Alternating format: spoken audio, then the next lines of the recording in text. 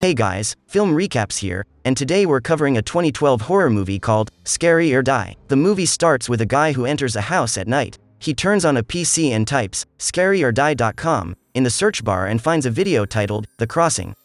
He clicks on it and it buffers as the screen fades to black. In the next scene, a girl named Connie is sitting in the front seat of a truck.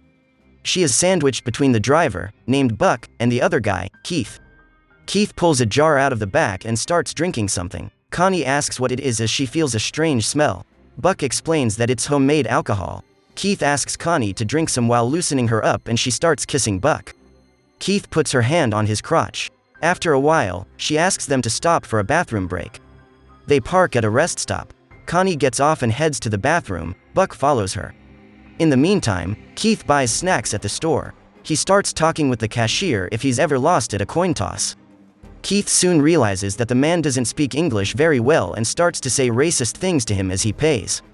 When he is paying, he notices that Buck and Connie are making love in the bathroom. Keith heads out to the truck to eat his snacks. As he is eating, Buck and Connie come out of the bathroom adjusting their clothes. They sit in the car and drive. As the car drives off, we see the shopkeeper dead at the entrance of the store with blood on the floor. The trio drives off to a barren terrain as Connie complains about Keith's smell. They park in the middle of nowhere and Connie asks what they are supposed to do. They get out of the truck and head to the back. Buck removes some sheets to reveal two men, tied up and laying down in the truck. Connie asks if they've been there the whole time and asks Buck to let them go. Buck makes them sit up and removes their gags. They are both immigrants. Buck tells them that they are trash and are ruining his country. One of them, named Jose Cuervo, tries telling them that he is a tax-paying citizen. In the meantime, the other old man tries to run away. Keith pulls out his gun and shoots the old man. Connie cries over his body and tries to wake him up while Buck slashes Jose's throat as he begs for mercy. After that, Buck tells Keith to take care of the bodies as they wonder where Connie went. Keith starts peeing on the newly dug graves of their victims. Connie returns with a shotgun and holds it to Keith's head. She demands the keys to the truck and knocks Keith over with her gun. When Keith tries to get up, a hand reaches out from the grave and claws one of his eyes out. After that, zombies start to rise from graves. First, they kill Keith and start to eat him. After him, one of them gets Connie but Buck saves her. But he doesn't save himself and becomes zombies' food as well. Connie gets a chance to run away. After that, we see two soldiers sitting on a cliff. They see Connie running in the distance and they shoot her, considering that she might be a zombie. They leave her for the animals and move along. In the next scene, we jump back to the man on the PC. The person clicks on another video, titled Taejung's Lament. This video takes us to a bar in a city. A man is seen drinking heavily in a bar. Then he gets up and starts walking out of there as he lights a cigarette. He walks down the stairs to the street. At the door of the bar, he sees a couple making out and he starts staring, which makes the other guy angry. The man keeps walking down the street until he reaches a store. He buys a flower from the store owner and walks to an apartment complex. He reaches his door but hesitates for a moment before opening it and then gets inside. He puts his flower in front of his dead wife's picture in a pot and walks out to the terrace for a drink. He lays awake all night imagining her around him. In the morning, he lights some incense for her as her ghostly apparition stands watching. After that, he heads to the mall, where he follows two young girls around until a guy asks him if he needs help. To which he refuses and walks away. At night, he is sitting on a bench. Some girls pass by him. One of them gets abducted by a man. Taejung tries to help her but gets pushed away by the kidnapper. The kidnapper forces the girl to get into his car. The man manages to throw his phone in the gas tank as it speeds off. He sits on the sidewalk and takes out his laptop to track his phone. He starts following the tracker all around the city through streets, tunnels, and parking lots. He finds the car in an old lot near the river. Some thugs are trying to steal the car. They scare Taejung off with a pistol and he runs away. As he is about to leave, he finds a person stumbling in the alley. From a distance, he watches a man brandish a knife over an unconscious woman's body. He realizes that she is the same kidnapped girl. He cleverly approaches the man with a rock and hits him in the head, causing him to fall in the river. After that, he makes sure the woman is alright and he drops her home. She thanks him for saving her life. He advises her to call the police, but she tells him that she can't do that because they will send her back to where she came from. As he is leaving, she runs after him with his jacket and a note, inviting him to a party the next day. She kisses him and insists that he must come. He agrees. Meanwhile, the girl's friends walk over to her and take her back inside. In the next scene, he is lying in bed imagining his wife standing on the balcony. He spends the next day wandering around, bringing fresh flowers and drinking on his balcony as usual. He is tossing in the bed when he finds the party invitation on his side table and decides to go. The next day, he goes to the place. The young woman greets Taejung. He gives her the flowers. She accepts and takes him inside, where she performs an odd ritual along with some of her friends. The ritual turns into an orgy. We see a couple of dead butlers in the halls with blood dripping down their throats. A tall man is walking down the hall with a bag. He reaches the woman's door and pulls weapons out of his bag. Inside the house, the women suddenly reveal their fangs and start to bite into Taejung's neck. It is then revealed that they are actually vampires, and the man outside has the name Van Helsing written on his bag. Then we are again taken back to the computer screen, where the person clicks on another video with his burnt hand. The video title is Remembered. In this scene, a man driving down the highway is pulled over by a cop. The cop tells him to put his hands on his wheel and checks his driving license. He asks if he's drunk, but he denies that. The cop is about to walk away when he hears a noise in the trunk and asks the man to open it. He unwillingly follows the orders and the cop goes back to look inside. Cut to the next scene, we see the same man in his bathroom. He is mutilating a dead body in his bathtub. After that, he washes up, gets dressed in a nice suit, and puts the body into a bag. He writes a note to get payment for the murder job and leaves it on the desk. After writing it, he sits down on the sofa with his feet on the table and smokes a cigar. He is looking into the dead man's stuff. He finds a satanic symbol that he doesn't understand. After a while, he puts the body in his car trunk and starts driving on the highway. Then he notices some noises and checks to find nothing unusual. While driving, he sees a weird apparition that makes him swerve on the road. This leads to the earlier mentioned incident with the cop. The man pulls a gun out as the officer checks the trunk. But surprisingly, he finds nothing and lets him off with a warning. The man then parks the car to look into his trunk but only finds the old satanic medal in the note. He gets confused and then he starts listening to loud breathing sounds. It makes him scared and he instantly runs back to his car, where he finds the dead man in the front seat.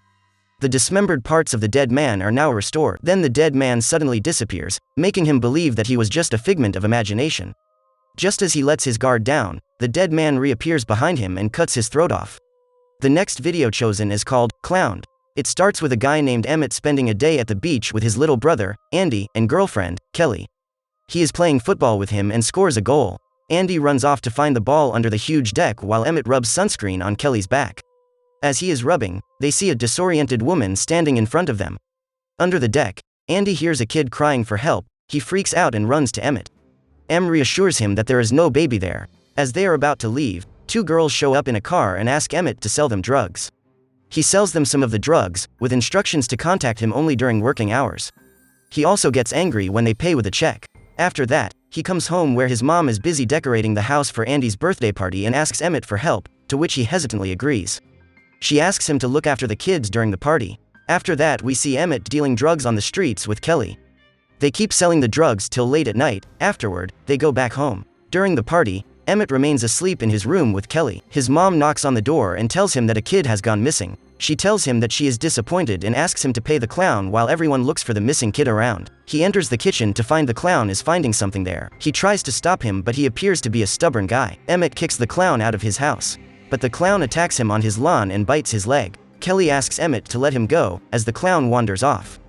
Kelly dresses his wound. She hopes that the clown didn't have any diseases. She tells him that she'll take care of him. After dressing his wound, they make love. Then we see a bone lying in front of the fridge in the kitchen. In the morning, they are dealing drugs as Em limps around. A couple of boys come over to buy drugs in a car. Suddenly Emmett vomits all over them. After that, Kelly takes him home. At home, his mom asks if he's okay and tells him that a couple of police officers are here to ask him some questions about the clown and the missing kid. He goes to see the cops. He tells them that a clown bit him and ran off. The officers get into a stupid argument and it frustrates him. He brings their attention back to the real problem. They argue over stupid questions. Kelly yells at them as Em tells them that the clown is suspicious. After they leave, Emmett examines his bite mark in the bathroom and is shocked to see how bad it looks at night. Emmett dreams about someone breaking into Andy's room. He goes to check on him. In his room, Andy asks if he would ever hurt him. Emmett reassures him that he is never going to hurt him. And then he screams as Emmett turns into a clown. Emmett wakes up in terror to realize that it was just a dream. He finds Andy to be fine in his room. Emmett is surprised to see that his face is turning white. He tries to shave it off with a razor but ends up cutting his face. He realizes that he is becoming a clown and runs away, leaving Kelly and his mom in a deep shock. His family contacts the police and puts up flyers to find him, but he decides to stay hidden and hides his face with a rag. He wanders about in tatters and faces utter hunger all the time. He wanders into stores just to look at the food. Back at home, his family is in great distress and worried for him. One day he lurks outside the window and watches them from the bushes, but Kelly closes the curtains. So he breaks in at night and gives Andy a balloon while he's asleep. Emmett becomes saddened as he knows what he's fighting is inevitable. He takes his rag off and it reveals that he has turned into a terrifying clown with white hair. He tries to open his mouth that is sewn shut and he succeeds. After that he calls Kelly. She tells him she has news, but he just asks her to tell Andy that he would never hurt him and hangs up. He falls asleep on the garbage. He dreams about Andy having a picnic with a clown in a forest at night. The clown tries to hurt him with knives. At that point, Emmett is woken up by two men trying to steal his shoes. He gets angry and eats them. Back at home, they get a strange note at the door and a clown abducts Andy.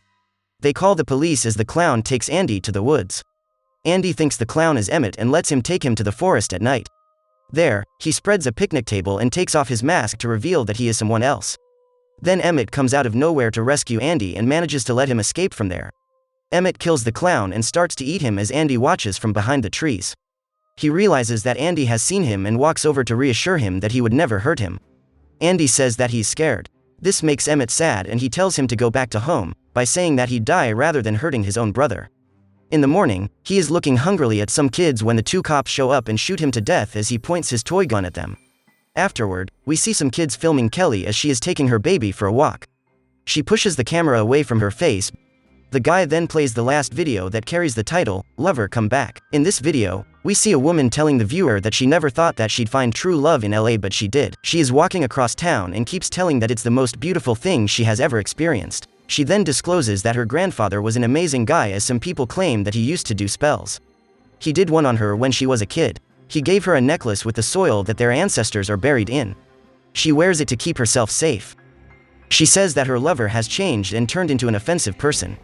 She goes on telling how soon she realized that he doesn't love her anymore and he was cheating on her, but she stayed by his side because she truly loved him, and eventually one day, she was choked to death by him. He put her in a trunk and left her in the woods. She says that she knows he is a flirt, but her love for him is true.